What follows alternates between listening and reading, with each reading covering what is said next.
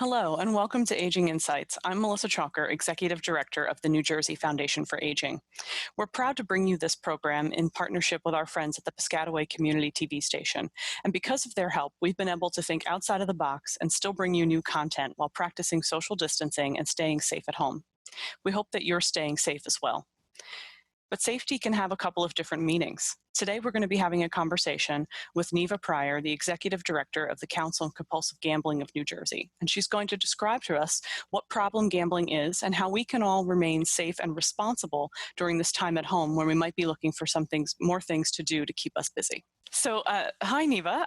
How are you today? I'm doing great. It's a nice sunny day. Terrific. Yeah, those are the days we hope for, right? So I'm so thankful for you for making time during all of this to speak with me for this episode of Aging Insights, where we're going to talk about your important work and certainly how it's being impacted now. So first, if you could tell me a little bit about the organization that you work for and the work that you all do there. Okay. I'm the Executive Director of the Council on Compulsive Gambling of New Jersey, and a lot of people know us as 800 Gambler. What we do, our main focus is to heighten awareness of problem and disordered gambling. So our main issue is to make sure that everybody in the state of New Jersey knows that there is help and hope for problem and disordered gambling. We also offer treatment services. We have a whole line of treatment providers. So we also do that, but public awareness is our main thrust. Yeah, and you do so much of that. As you said, people would recognize the 1-800-GAMBLER number. If they've ever bought a lottery ticket or played bingo or gone to a casino, they probably have seen your phone number, the 1-800-GAMBLER number up there. Just for our audience's education, could you explain a little bit about what you mean when you say problem or disordered gambling? What does that mean? Usually when we say problem and disordered gambling, that means that the person is gambling to such a degree that it's impacting their daily living. A lot of times you'll see it as an economical issue first. And I won't even say first, but I'll just say that that is one of the larger impacts, but it also impacts the person personally. And I try to equate gambling to drug and alcohol to make people understand. So just like a person who had a substance use disorder, the gambler is preoccupied all day with gambling. When am I going to be able to get my lottery ticket, or when am I going to be able to, well, before it was go to the casino, but now we're turning to the internet. So it's that kind of thing. You'll see that they'll be anxious, they'll be irritable.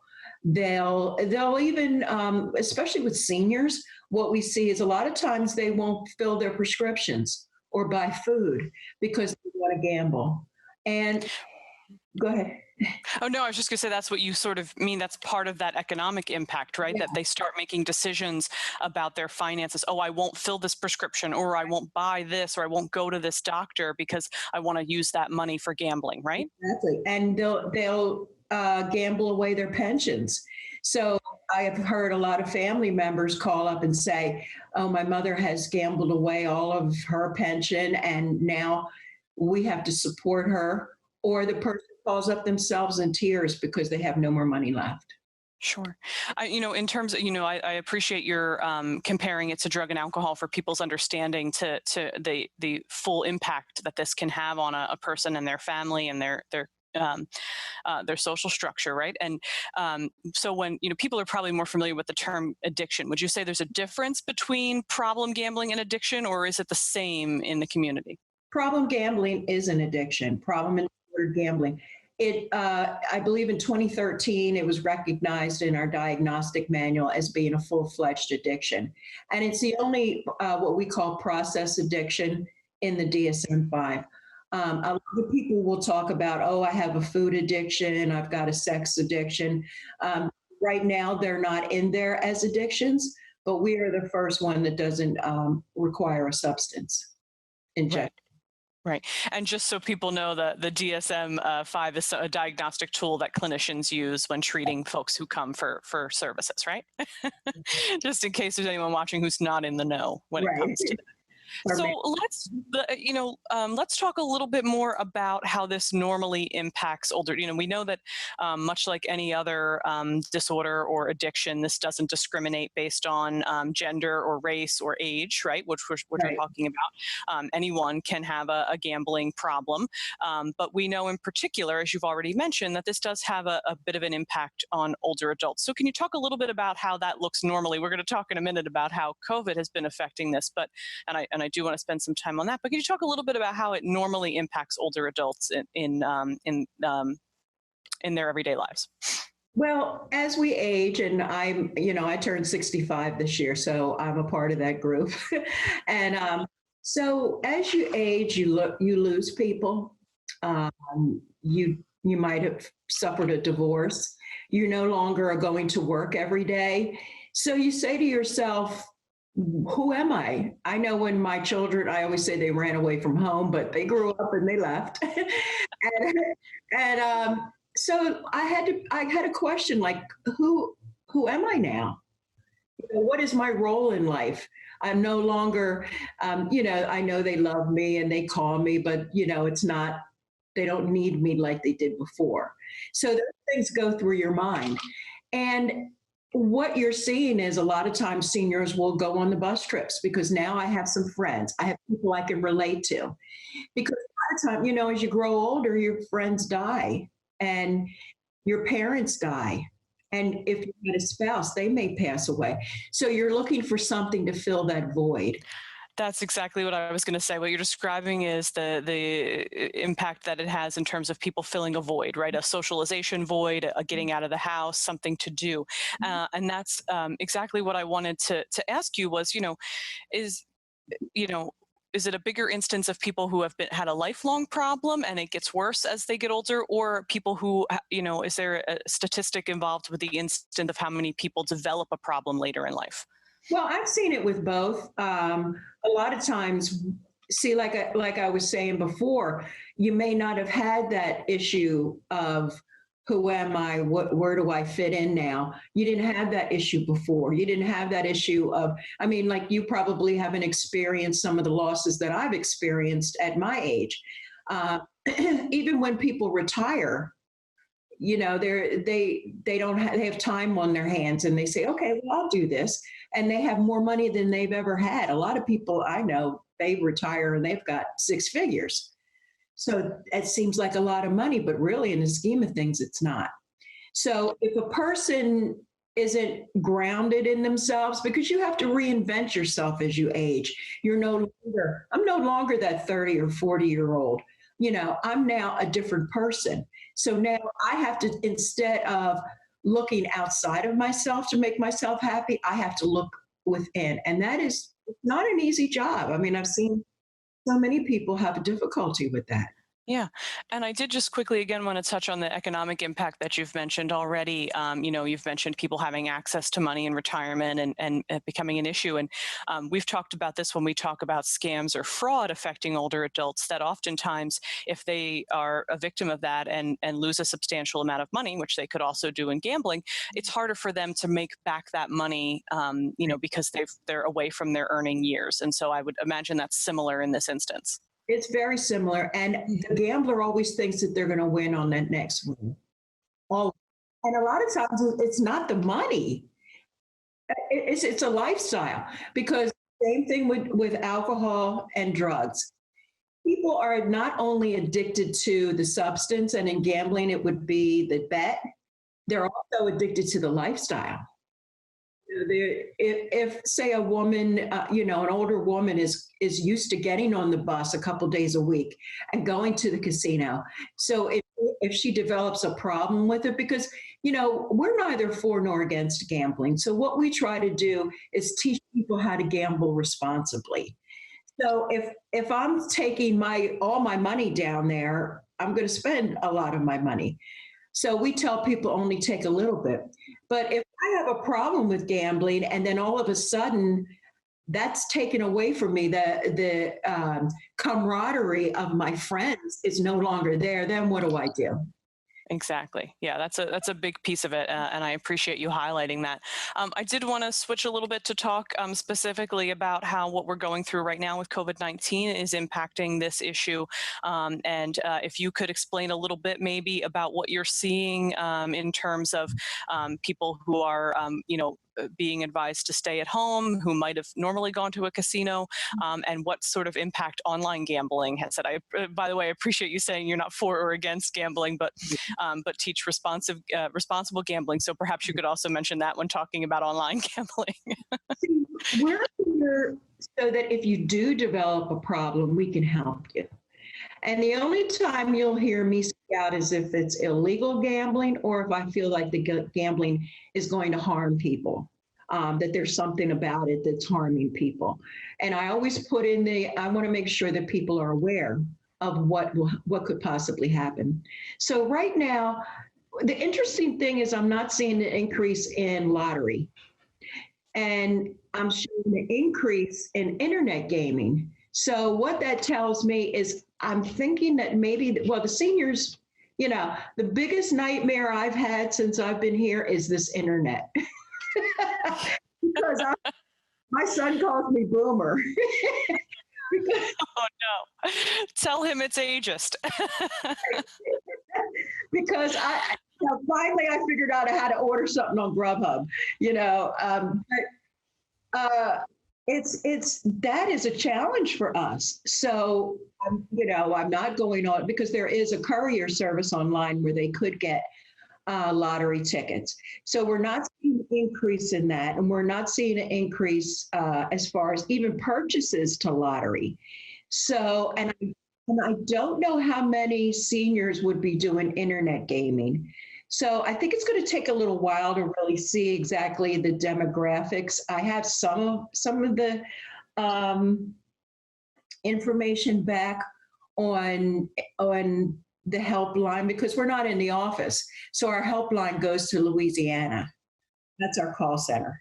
So usually before we would take the calls during the day, but now they're all going there. So we have to depend on their information. So, but anecdotally, what we're seeing is increase in internet and not so much in lottery, which is kind of good, I think. Sure. So do you have any concerns about how those services are being marketed or any tips for people on how to maybe be cautious when attempting online gambling? Well, a lot of the platforms are decreasing limits, which is good, daily limits on how much you can gamble. And then there is a self-exclusion where if you feel like the gambling is getting out of hand, you can self-exclude from internet gaming.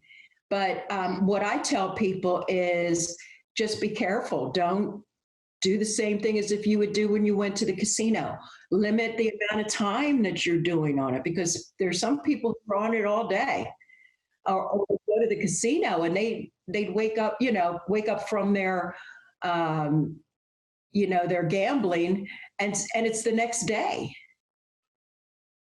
So what we want to do is tell people to limit the amount of time, limit the amount of money.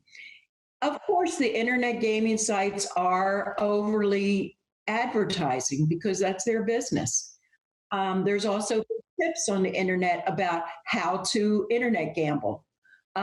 So that's the kind of thing that we need to look at, that we need to make sure that we're in everybody's face as far as where they can go for help. Yeah, exactly. And so that's exactly it. And where they can go for help is to call 1-800-GAMBLER, correct? And also go to our website because every week we're doing a webinar and you don't have to be a clinician or working in the field. You can be just an everyday person. Go on our website. We have videos. We have weekly webinars that we're doing. We have fact sheets. There's a 20 questions there. If you feel like you might have a problem, we have clinicians that are listed there. And also, as you'll see with all the anonymous groups, they're doing it over the phone because the rooms have been closed. So there's a wealth of information at 800gambler.org. Great.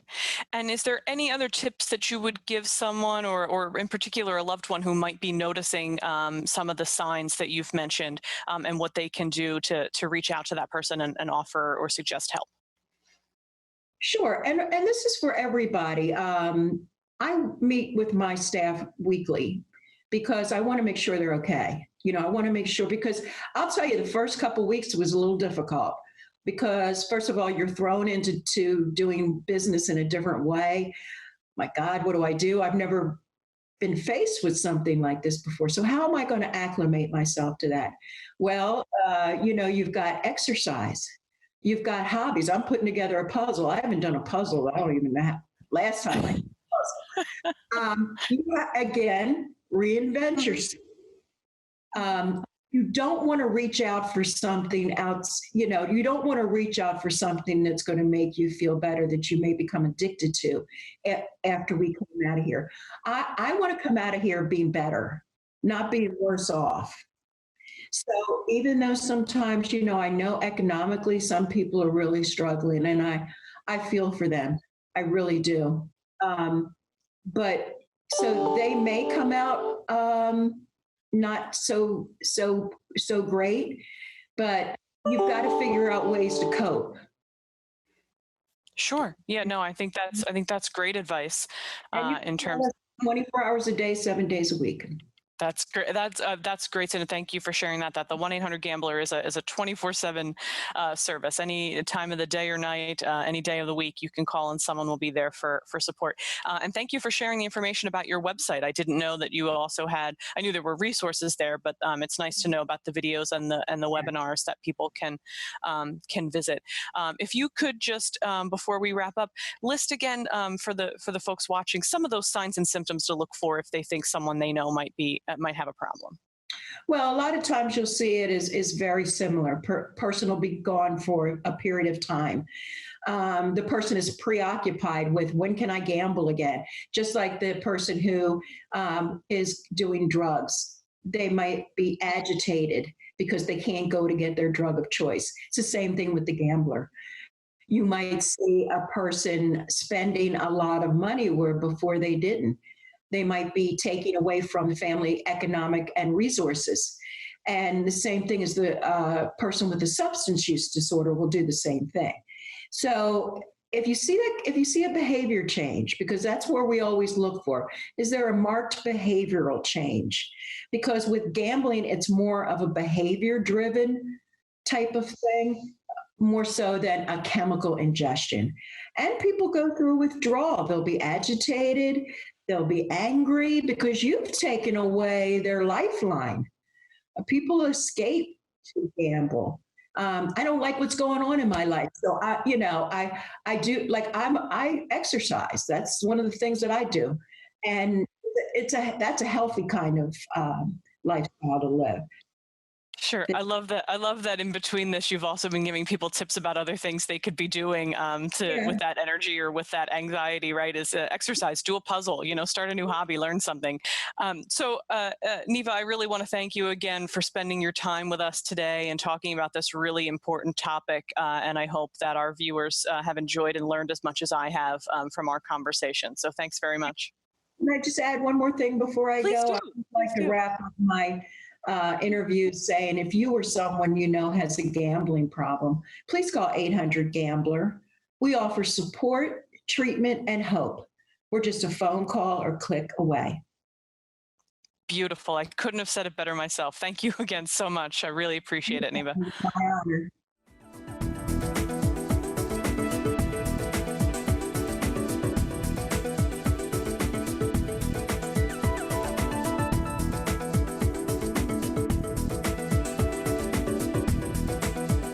Today's tips all revolve around COVID-19.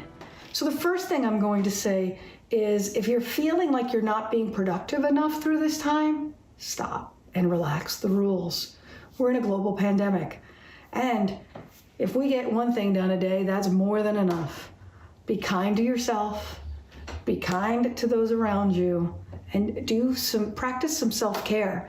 In our daily rat race, we rarely get the opportunity to spend this much time with our families or to take a nap during the day, or to sleep that extra hour that we probably need. So take that time to do that self-care. That's going to be the most important thing you can do. Doing your daily routine is probably the next best thing you could do. Wake up at the same time every day. Go to sleep at the same time every day. Get at least 8 hours of sleep. Even consider throwing in a nap in the middle of the day if you feel so inclined. But create a routine. Maybe you'll have coffee, read the paper, go for a walk in the neighborhood, make a nice lunch, whatever it is. Create a pattern of the day so it doesn't feel like you're so out of sorts. You may not have to get up at 5:30 in the morning as you would have if you went to work, but still create a routine and respect it. I'm going to also recommend that you go outside for 5 minutes a day and just listen to the birds. It's springtime, enjoy it. We're going into summer, maybe hear everybody laughing outside. And stop your brain for just a minute to find the things you're grateful for, that you're healthy, that you have a safe place to be. Then think about walking around your house at least once an hour. If you can't go outside, maybe it's too hot on this particular day, try to walk around within your house or around the perimeter of your house, as long as it's safe to do so. You can always read those books. I don't know about you, but I have a bookshelf of books that I have not read. Take one and start reading it. Or buy a new one, or maybe download one from the library. Call your friends or family. Pick one person a day to talk to so that you don't feel as isolated. Maybe call a neighbor. Do they need something from the grocery? Could they get you something from the grocery? Just check in on each other. One of the things I love to do is play a game. If no one's there to play with me, I'll play solitaire. I really enjoy it. It's actually a good way to slow down and enjoy your time. Maybe you could teach it a game to someone else. You want to make sure you're getting enough fluids and you're eating well throughout this time. Don't overeat. Don't eat just because you're home all day and you're bored. Plan really regular meals that are good for you. Spring and summer are coming. The farmers markets will open up and we'll get really good produce. Consider using that. Sleep hygiene is something you may not have heard about before, but that's actually putting yourself in the state of mind to sleep. These days, we're all really worried, and it's hard to shut off our minds about what's going to happen with jobs and with this virus and when it might go away. Create at least an hour before you go to bed where the lights are low, where maybe you're reading a book or meditating if you do that sort of thing. But try to shut your brain off. Push those other thoughts out and just get into a dim, quiet place for at least an hour before you want to sleep. No screen time during that time. That blue light from your screens, just looking at your email or your phone, can actually keep you awake longer. So shut that off, put it away. Some people even put their phones in do not disturb or leave them in a different room. Listen to music. Break out those albums that you loved growing up as a kid or a new piece of classical music. Just spend an hour listening to music. Get out there in the garden and maybe plant a flower or do some weeding. It's the perfect time of year for that. Or maybe take a walk in your neighborhood. I would like to implement this. I haven't done it yet, but I'd like to implement maybe cleaning something in my house once a day. All the things that I said I would do if I was ever home with more time, they're still not happening. But I'm hopeful that at one point I may actually do them. So consider doing that. The other luxury that I will hope to do, but I haven't done yet, but I think can be very helpful to everybody, is nap. It's a good way to shut your mind off. Or bake or cook something special a couple days a week. If you don't want to eat it for yourself, cook it for a neighbor. Bake it for some other folks that might need it. You might want to do a craft. I'm really not good at them, but if you want to do them, go ahead. Knit, do needlepoint, whatever you might want to do, or do puzzles. That's up my alley. Word searches, the crossword puzzle in the paper maybe, or even a jigsaw puzzle. Do a series of jigsaw puzzles. I have a number of friends from my church who are actually swapping jigsaw puzzles. As they finish one, they pass them along. Some people like to color. If you like to do some coloring books, feel free. A lot of people are doing that. Another thing to do is just be quiet and do some deep breathing. If you feel that your mind is starting to race, take a deep breath in And what we like to call, I like to do either a belly breathing or a pursed lip breathing. And that's where I breathe in through my nose like I'm smelling the flowers for a count of 4, and then blow out a candle for a count of 7. If you do that 10 times, it'll slow your mind and your heart. So do that deep breathing and it'll just calm you down. And the other thing is to remember to appreciate the small moments each day. Maybe you found something particularly funny, or a good friend called, or you wrote a letter to a friend. Enjoy that. Be grateful for the little things that you find every day, and spend more time in gratitude than worry. Those are your tips to try to maintain your physical and mental health during this unprecedented time. Stay well, be healthy. Thank you for watching this episode of Aging Insights. For more information and to watch previous episodes, please go to our website, www.njfoundationforaging.org, and click on the Aging Insights page. We hope that you learned something today from our conversation with Neva. I know that I did. I certainly appreciate her time and her expertise. And remember, if you or someone you know have a problem, call 1-800-GAMBLER. And also, if you are in need of services during this time or just have general questions about growing older in your community, please contact your county office on aging. They are there to help, and you can reach them at their hotline, 1-877-222-3737. Aging Insights is a production of the New Jersey Foundation for Aging, and we're grateful for you for tuning in. We hope you've enjoyed this episode and that you'll tune in again next time. Thanks for watching.